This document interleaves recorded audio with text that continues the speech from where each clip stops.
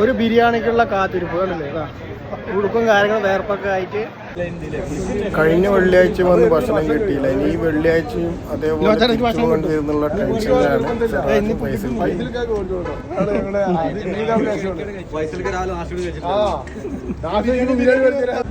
ഏകദേശം ഒരു 40 മിനിറ്റിന് ശേഷം ഞങ്ങളുടെ സമയം ആഗതമായിരിക്കുകയാണ്.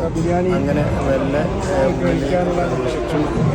കാണുന്നത് കല്യാണത്തിന് വന്ന ആളുകളല്ല, അവർ ബിരിയാണി കഴിക്കാൻ വേണ്ടി വന്ന ആളുകളെയാണ് ഈ കാണുന്നത്.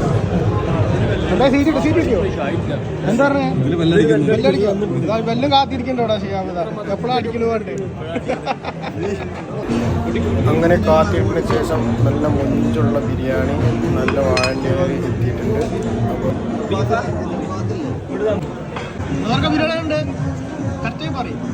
പൊതുവെ എനിക്ക് ബിരിയാണി ഇഷ്ടമല്ല, പക്ഷേ ബിരിയാണി ഈ ബിരിയാണിന്റെ പ്രത്യേകത റൈസാണ്. റൈസ് ഒരു പ്രത്യേക ഒരു റൈസാണ്, നല്ല ഒരു വെറൈറ്റി. നമ്മള് അടുത്ത കാലത്ത് ഇങ്ങനത്തെ ഒരു ബിരിയാണി കഴിച്ചിട്ടില്ല.